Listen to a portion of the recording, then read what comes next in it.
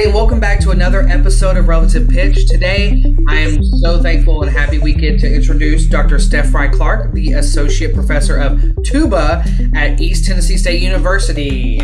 Woo! Hi. Glad to be here. So, we're just going to have a conversation. We usually talk about everything and anything that's happening in our lives pertaining to music, and let's just kick it off by telling everybody who you are and how you got to where you are now. Sure. That could be a 2-minute thing or a famous State Professor of Tuba and Euphonium at East Tennessee State University. I have been here about 8 or 9 years, and I did my graduate work at the University of Wisconsin, undergrad at Lawrence University, where I actually have degrees in both tuba performance and actually another complete BA in biology. So that's a little bit about me. And so, yeah, I've been down here in East Tennessee for a number of years now, but I'm originally from the Midwest. Nice. I'm currently in Michigan. I mean, biology, music, how did those two cross, and how was your life? I mean, I was a double major in choral and instrumental education, and that was already like max credit hours going crazy. Yeah. But you had a completely different degree, different world, kind of. So like, how was that for you? I mean, they didn't connect at all. Obvious I mean, there probably is a way I could have made them connect, but they didn't really. And where I did my undergraduate degrees, Lawrence, they offer a double degree program. So I was able to do a BA and a BM, BA in bio, a BM in music performance in 5 years. So it's like they have it set up so you can complete both. And all along, I thought I was going to go the pre-med. I was pre-med. I was going to go the medical school route. And then it was into my 4th year, I realized that I was really hating all of the classes I was taking.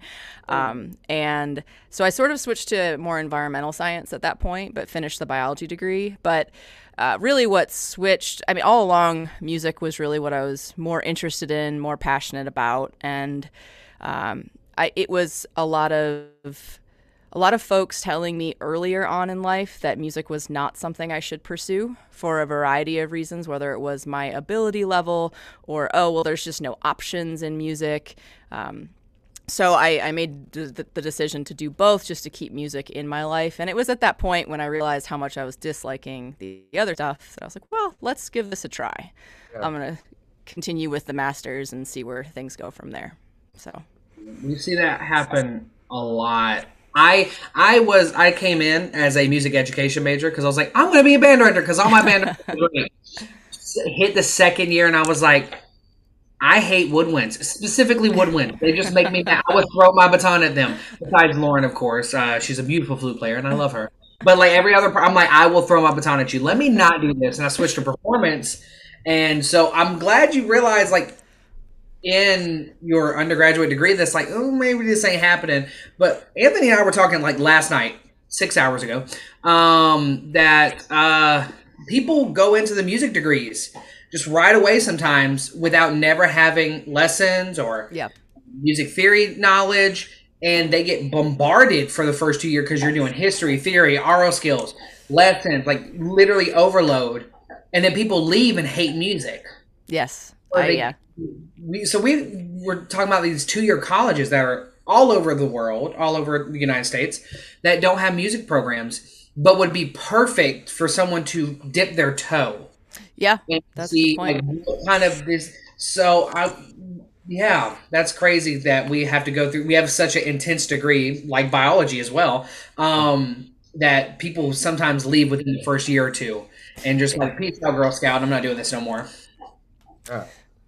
Have you, with your students at East Tennessee, have you, over your career teaching, have you kind of witnessed a change in mindset, or your students, are they still 100% invested? Because I know nowadays students are from like middle school. They are like, you have to be good at this, you got to be good at this, you got to be this sport, then you have to do this band, then you have this lesson, and then you have to do this. Like they're just bombarded with thousands of amount of things. So then when they get to college, like, are they still focused on what they want, or is it kind of just, you know, open to whatever? What has been like your experience with that? This school is it's a little bit different than I think, especially the schools that I went to, and it was a bit of a learning curve when I got here for myself, in that uh,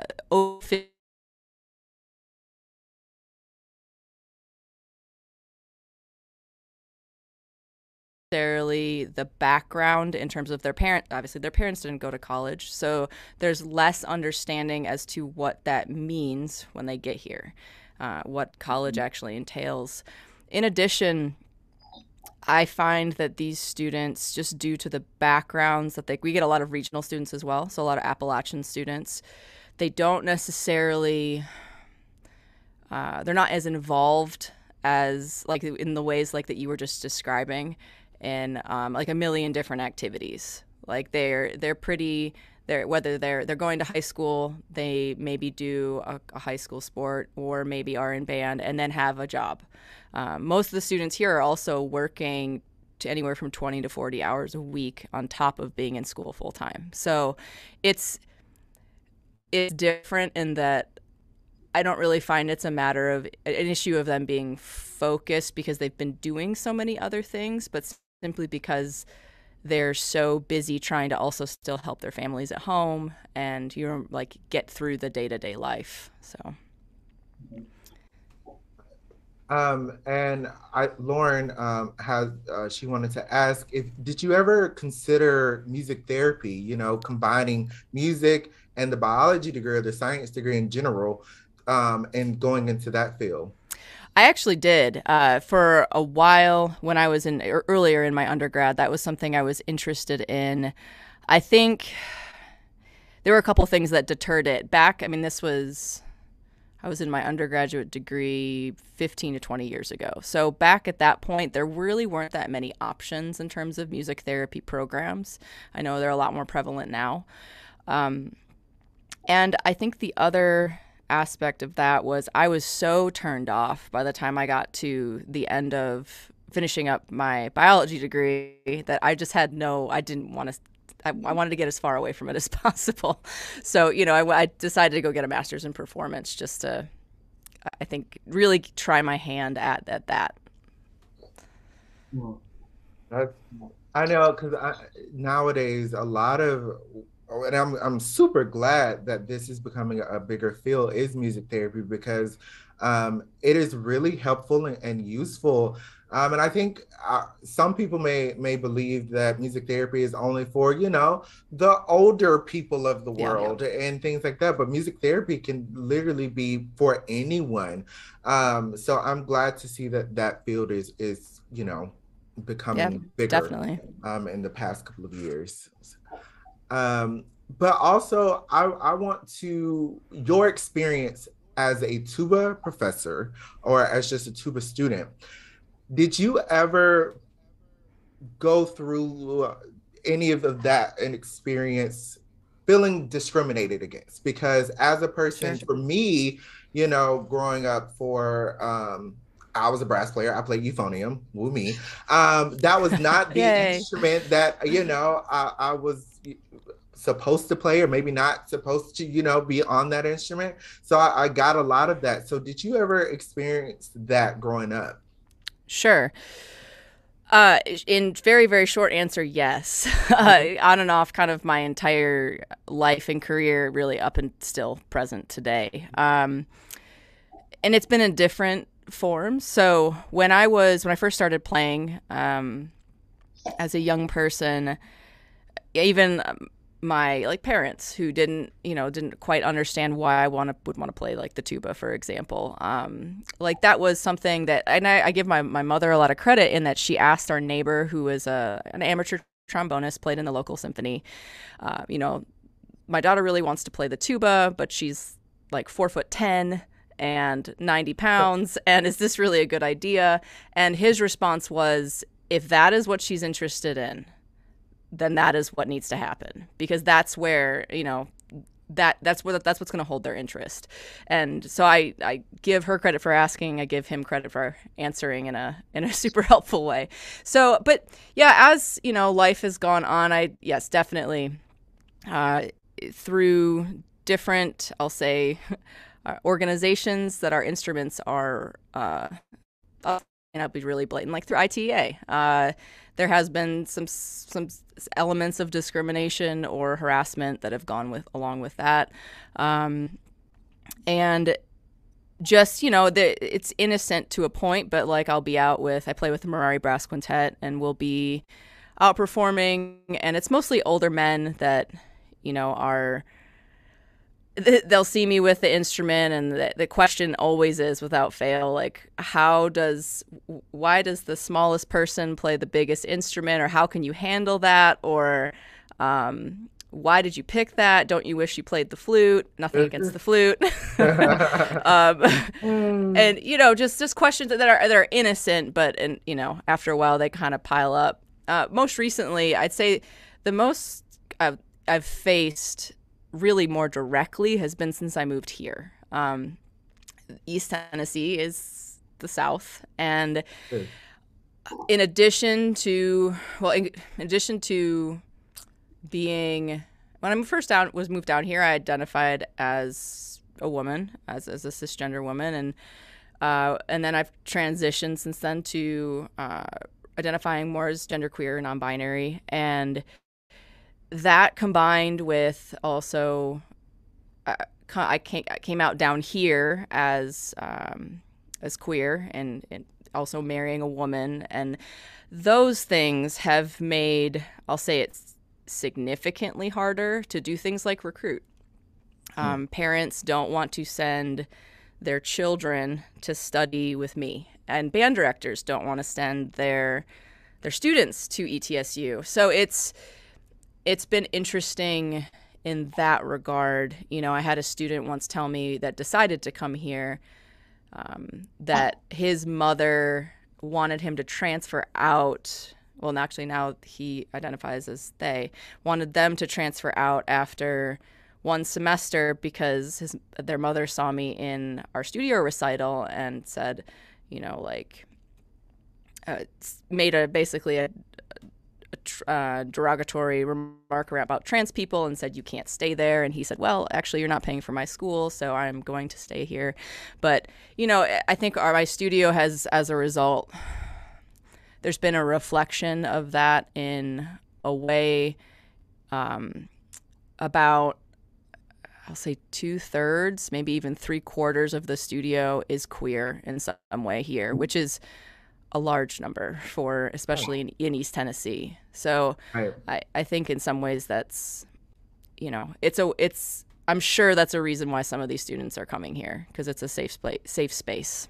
So that is awesome, especially like in the brass world. Sometimes there's not a lot of open people that we can look up to and be like, oh my God, you're like me, we're like each other, let me come study with you. Like in Georgia, like I know when I was teaching, freelance teaching and stuff, there would be complaints about my lifestyle. Mm-hmm. They would call it lifestyle complaints because that's the easiest way to say it without saying it. Really affects how I teach the trumpet, right? Like, I'm going to tell them that the way So it was sometimes hilarious, and other times it was like, you brought me out to this one city that I don't want to come to, but I came to do a little trumpet camp. Yeah. And then they were like, yeah, his lifestyle is a little weird. You all know what like even when I was an undergrad, it was like 20, we went through 2016 to 2020. Lifestyle doesn't mean what it used to mean. You used to be like low key with it. Now everybody knows what it means. And it's been quite challenging. And then like sometimes like it took me a while through undergrad to be like, okay, I'm who I am, whatever, screw it. And now I just don't care anymore. If you don't want to hire me, don't hire me. And I think Anthony's always been like that. So he's been like a beacon, and Lauren as well. And they have had to face struggles that I will never understand and know. Yes. And it's been great, like this kind of platform, like Relative Pitch, we've talked about that a lot. Yeah. And talked about how, great. Like, what do we have to go through? And one thing that brings up with you is last year during COVID, kind of still, we're still in COVID. People think it's gone, it's still not. It's not We gone. did a recital, music Yeah. through a queer lens. And I caught that because I remember I first met you at Kennesaw. Mirari Yeah. Brown came down. It was great time. I played Ewald 1 horribly. It was a fun time. And it was cool because y'all did stuff like Haitian Fight Song, a lot of jazz. Alex Knopp was still in the group.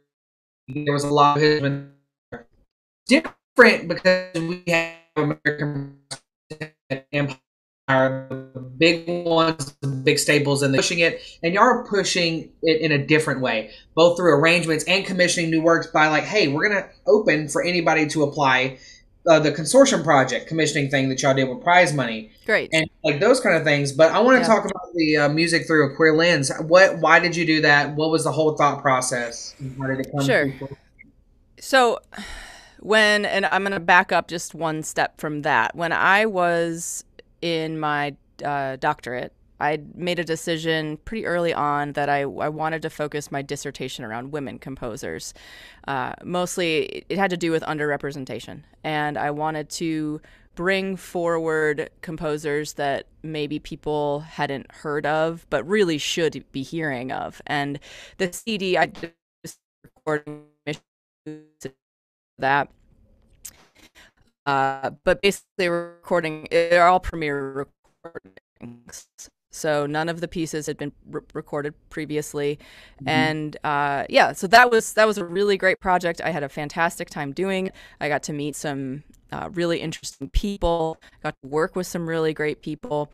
And it also, I'll plug this as if you have the option, do it, because it automatically then serves as a piece of material you can use going forward as a professional, artist in whatever form you decide to go. But the past 2 years, it was really when I kind of came out as non-binary. And I mean, really, that recital, speaking of that recital, was the first time I had ever made a public statement about that. So I wanted to, in a very similar way to my dissertation, celebrate and bring forward some queer composers that may be underrepresented in whatever way. So nothing against cis gay men, but I did not choose any composer or any works by that population simply because in the music world, I don't find them to be as underrepresented as other aspects of the queer community. So my focus really, I focused really on non-binary trans composers and put together the recital, found some really interesting pieces. I was really thrilled at the music that kind of came that I received as suggestions. I actually put out like just a couple posts in a couple Facebook groups that I'm in. That's where I found most of the music. And so I decided I put on this recital. It went great. I actually then ended up applying for, it's a research development grant. It's a ETSU grant on campus. Applied for one of those last year and to basically further that research. So, and I received one of the grants, which was awesome. So I got the grant. I was supposed to be doing that project this past year, but due to a number of different circumstances, it couldn't go forward as I had planned. So actually, I'm filing for an extension to do the work this next year. But that I'm looking at, me and a group of students will be interviewing queer composers on their experience and about their music, and then also commissioning 2 to 3 new works and doing a new recording project at the end of about a year from now. So that's kind of where that came from. I love that. I like that. Is what we need, and especially I'm so glad that you talked about queer voices that is not just cis gay men, because even though in our field that I would have to say, like, it's a voice that is not common, but it is not, completely like behind 6 closed doors. So like it's not one of those things. So I'm so glad that you focused on that. And I'm glad that you are continuing your research because one of the first questions I had when I found out about this is where in the world did you look? How did you find this music? You know, who are Sure. these people? Because, like, it's not mainstream, and most people don't really know where to look. So funny, like you found it in Facebook groups. I mean, first of all, Facebook is about to have everything from groceries probably is going to be next. So everybody's tuned Yeah. to Facebook. So Yep. that's very interesting that you found that. I kind of want to go back just a little bit for what we were talking about earlier. So for me, as a gay teacher, a gay music teacher, I've had parents that have like come to the principal's office and was like, I don't feel comfortable with my child being in this class. So, and one thing for me, one I love my principal. He said, how does that affect what the student is learning? And I remember when he told me that, I was like, oh my gosh, like I love you so much. Like you're amazing. And Lauren had a question. She wanted to know, like, for in your situation, what are the administration doing about it? What are other faculty members, doing about it for helping you with recruiting and things like that? Do you have that support behind you? Sure. I mean, first of all, I will say I think those sort of complaints, and I assume you're in like a middle school or a high school. Is Yeah, I that teach K through correct? 12. Yes. Okay. So that's a different beast, right? In some ways it's much more challenging Yeah. Yeah. in most ways, simply because your students are minors and they're still very much under the hand of their parents. Right. So I don't envy you there at all. I mean, at ETSU, I have support, especially from my brass colleagues. Mhm. They're wonderful, and I don't really have, though, like I would say, like overt support from like the administration. It's one of those things where my brass colleagues will, I suppose, try and in a gentle way like squash any sort of notions that people may have. But I think honestly the most effective way I've found to for a lack of a better way of putting it, to change people's minds is I every time I show up anywhere, I am kind, I am easy to work with, I am just normal, and just try and I'm a good teacher, I'm a good performer, so I show exactly who I am, and my hope is that everything that I am as a musician and person will eventually overshadow whatever sort of evil premonition they Yes. think I might be bringing to their, in front of their students. Yeah. And that really, as you were saying, like my personal life or what I do, at home. And that's the other thing. I think, and that's the thing with, I mentioned this with the women's composers. It's true with the current project I'm working on. Like it kind of comes down to, for me, that like representation matters. And I really feel that also is true in even my own teaching. So just being there as a representative or representation for these, whether it's high school students or my college students, to see like this is okay, this is normal, Yes. and this is a like there's nothing wrong with who you are, or with, and showing the students that come in that are not part of the queer community or are not part of an underrepresented population, that who they are is perfectly okay and it's welcome. And yeah, just kind of creating space for anybody that wants to be here. So Hmm. I would say Hmm. representation matters. I don't, and I feel like recently people take that word or that phrase just like some people might take diversity, where it's used so much and it has kind of been watered down, but representation really does matter.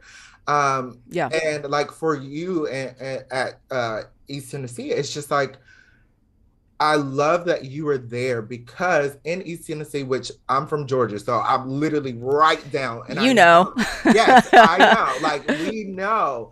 So you being there is just like, oh my gosh, here's a person that we identify in like the same community.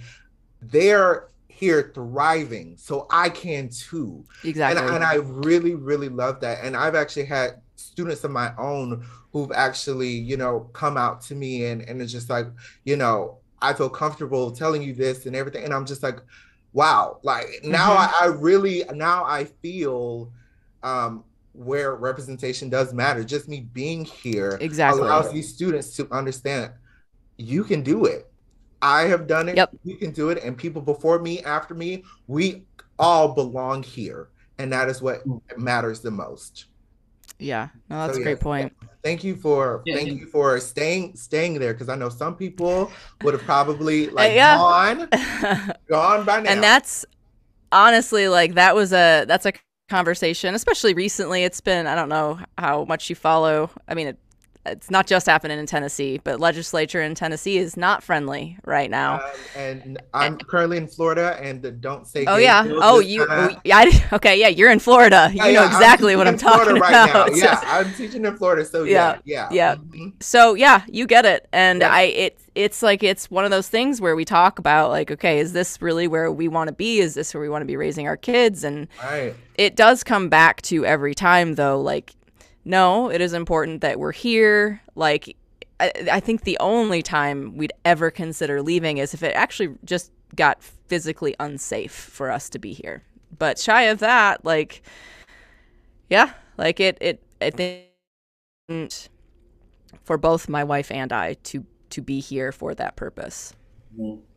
And I like that is amazing. To have like not like your y'all are creating like this little pocket within your studio that people can sort of like go to, and they're gonna see this. Representation is a big thing that y'all were just talking about. Everybody talks about diversity, as Anthony just said, especially with repertoire. Like now it's like almost checkbox. Like, okay, we're gonna check this one, one. We're still gonna throw it in the February, March kind of realm, but we're gonna check it. It's a whole year program. Yep. Like when I was looking back, because my big thing is if we don't look back at what we did wrong, we can't move forward. So I was looking back at like what I programmed when I was coaching some quintets at high school level. So all like Diabanga Sanka leader, scared stuff like we grew up on playing right when we first got in quintet, and all the guests I brought in were like me, and I'm like, cool. So I failed. Now let me do better. So next year I'm going to go coach some quintets again, and I think 80% of the music is living composers, 40% is women, and 20 out of those, like out of that 80, 20% is of the LGBTQ community. Great. And I made a really big point, not because of check boxes, like I want to expose these kids to this because they're not exposed to it. It's not stuff talked about in this region of Georgia. Also, the guest I'm going to bring in, like Anthony is going to be one of my guests. This school is milk. Like they don't like, and so like bringing Anthony in, bringing other people in at the like college level. Sure. Because we need to expose and represent, like show these. Okay, I have one kid in the back who's always on their phone. How can I get them engaged? What is it about this that they're not engaged about? Because they play their instrument fine. They enjoy it, but there's something that's not clicking completely, and it's on my part to figure out what it is. Sure. And representation is a huge part of that. Sorry, I was looking at my phone to see what Lauren said. Yeah, no, that is. I'm glad we brought that up. And for in Tennessee, and this is East Tennessee, where is that like the city that it's in? Okay, so we're in it's called Johnson City. Okay. So Johnson City is part of a tri-cities. So there's Johnson City, Kingsport, and Bristol. Okay. And Bristol is mostly known for it's got a motor speedway. Yeah, you got it, Michael. Yep, the racetrack. Yep. So yeah, it's part of a tri-cities. The Johnson City itself that's where ETSU is, and it's exploding in terms of population right now. It's when I first moved here, again, that was like 8 or 9 years ago. It was I think 60,000, and now we're at like 85. Wow. Yeah, the population's exploding. The downtown's being revitalized. There's new businesses moving in. I tend to, I think this is because I moved from Madison, Wisconsin, but Yeah. I monitored like how developed Johnson City was based on how many breweries were in the town. Because when I got here, there were 0, Yeah. and now there's like 6. Oh, So wow. yeah, it's completely different. And like I said, it's a cool place to live. We live in the historic neighborhood, which kind of butts up to the university and also to downtown. So Yeah. yeah, but it's far northeast corner of Tennessee, really close to North Carolina. Because I think now, this is some years ago, but I believe East Tennessee is well, maybe still in the same conference as Kennesaw. We all went to Yep. Kennesaw, and I remember the football team because Yes. we were in the marching band. So Yep. yeah, I remember East Tennessee. I remember. Well, and here's the thing about the East Tennessee State football team is that was restarted since I've been here. So you probably, because I remember when ETSU played Kennesaw, like the first time, and they got slaughtered. Because the team is, I think now about 5 or 6 years old. It's really new, and that's also when they brought back marching band here. So, actually, that's how old Kennesaw's football team is too, because me and Michael were in marching band the 2016 year, and 2015 was the first year of Kennesaw's football. Yeah, then you guys did bring it back right around the same time. Yeah, exactly. I love marching band, but for me, marching band, I like the competitive nature of it. That's just me, because all my family is sports, aka or military. So competitiveness was a big part of growing up. So like when marching band was kind of like, oh, we're here for this football game, I was like, I just want to watch the football game. Then I don't want to play it on the field. What? I don't get bored. Yeah. I want to do one thing or the other. Yeah, I understand that. But it was, I remember the school. And so you in Madison, completely different, I would say, probably with mindset and everything. And then you every single way. Yeah, completely different. Single way. It's completely different. And then you move down to the South. I mean, there's pockets, like I think if you would have moved to Atlanta, it would have been like completely different. Or maybe Nashville. I hear Nashville is like a great city too. Or even like Asheville, North Carolina is that's very much like Madison. Yeah. Yep. So when you, for all the people who are graduating either with their master's or their doctorate degree or bachelor's degree that is thinking about moving to all these different places, what are some advice you would give to them just to think about some things? Sure. When I graduated from the University of Wisconsin with my doctorate, I really lucked out in that it was the March before I graduated. I had applied for the job here and I got the job. So I never had the period of time of like, oh God, I have this degree and I have nothing to do with it. Because basically I finished my degree and I moved down here. I moved down here having never heard of Johnson City. I didn't even know, like, I knew Tennessee was like the long state in the middle of the country, but I had no understanding of where I was moving to. And, when I moved down here, it was a huge culture shock. This is not like the Midwest, and even just little things. And I joke about this now, like, driving. People drive slower, they take their time, they go the speed limit. Going into a grocery store, people want to chat with you, like, at the checkout. People want to have a they want to have a conversation. And I'm like, what are you doing? Like, I don't want to talk to you. Like, I don't know you, but, and but I think after living down here for a little while, I've come to really almost cherish that. I think it is I say slower way of living. I don't mean that in like a dumbed down way. It's just like the pace of life I think it appreciates life a little bit more. And I've really come to, as I said, cherish that and respect that. But so honestly, my biggest piece of advice is if you're moving somewhere new, be open to that area. You know, don't make assumptions about people. You know, there's the whole like, and I remember this, it like feels terrible saying this now, but like when I moved down here, you know, when you're in the Midwest, when you hear people with Southern accents, like I would never have gone to a doctor that had a Southern accent. And it feels, again, terrible to say now. Sorry. I mean, it's nothing. And Michael. Again, it's nothing against anybody. Like, because, I mean, look, all my doctors have Southern accents now. Like, and it doesn't mean anything, but it really shows you, like, where, I had some serious, you know, biases that I was definitely not aware of. And I still do in certain areas, but... So basically, yeah, just be open to where you're going to, you know, if you can, do a little research about where you're moving to, but I think more so be open to the people, be open to experiences, and realize that there's multiple ways to do one thing, and that your way may not be the best way. So That's true. You know, I will have to say, even growing up in the South, when I hear a thick Southern accent, I'm sorry, Michael. Yeah. Michael's Southern accent comes out sometimes very strong, especially when he's watching football. So like it gets, and I'm just like, like, because in my head, it just sounds very redneck kind of thing. And I'm just like, yep, I gotta go. Gotta go. So yeah, I get it. Okay. But like, I'm so glad that you said, just be open to it. I moved from Georgia to Florida, to Central Florida.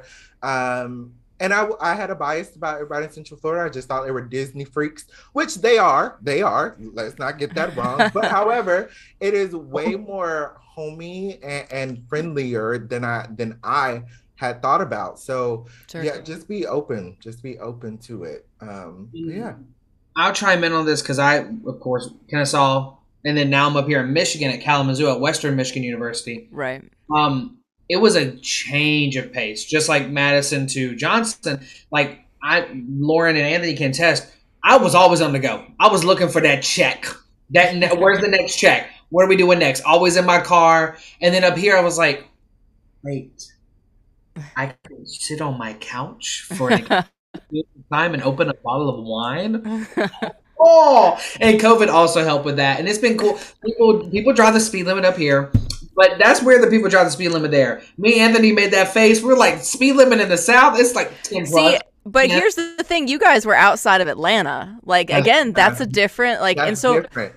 Yeah. Maybe it's less so the north to south, and more so the metropolitan to. And it's not rural here, you know, we're still a town of almost 70,000 people, but it's not 400,000 people or, you know, a couple million. So we got a race. It's like another Bristol Speedway on that 285. Yeah, because Atlanta, it's moving. It is very, very moving. And I'm pretty sure there, everybody, you know, drives the speed limit. They're very nice. They say everything. So one of our last questions is actually from Lauren.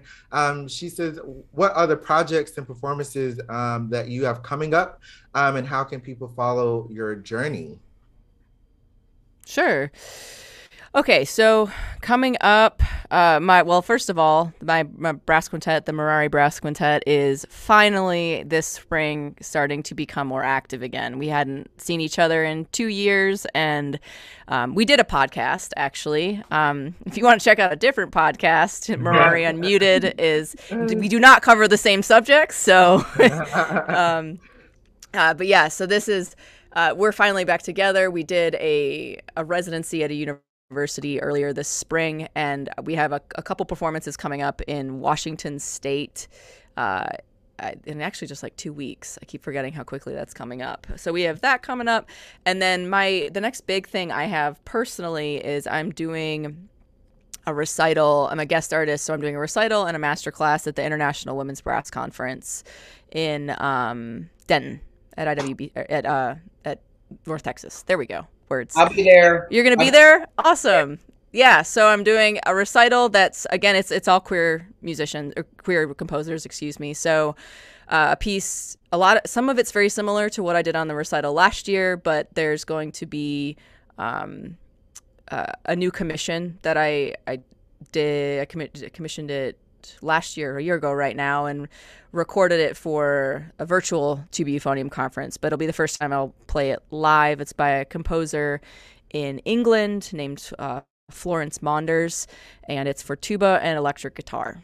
So it's different. It's really cool, actually. So yeah, that should be a fun recital. And I think I'm doing there's like a queer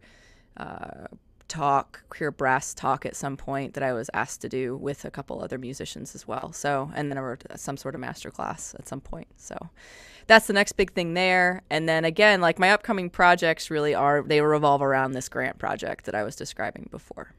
So. And then I think the last question is, before you head out, do you have any advice for young queer musicians and students trying to navigate the field and just life in general? Whew. Navigating the field. I think young musicians, the best thing you can do are find your, I don't know if role models is the right word, but find people that you can look up to and connect with, especially if you maybe don't have that support system at home. Navigating life is considerably harder. It can be anyways, especially I know a lot of young queer people around here. You know, I think, be true to yourself.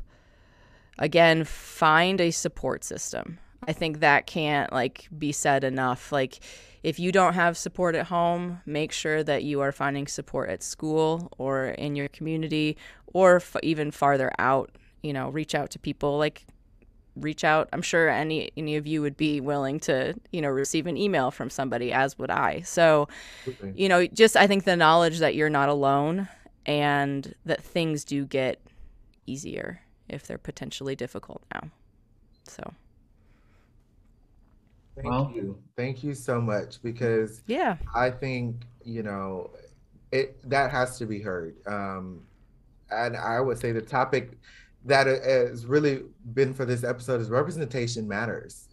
We are here, we belong here, and so does anybody watching or listening. You belong in this field here, doing what you love to do as much as anybody else. Yeah. So thank you so much for being here. Well, thank you. Thank you so much for being here. You all. We'll put links and all stuff down below for everybody. And great. We'll see you next time, Relative Pitch. See y'all. Have a great. Oh my gosh, it's May, y'all. Oh my gosh, I forgot to say it's May. Oh my gosh. All right. For some of y'all, we're almost done. So, okay. But see y'all later.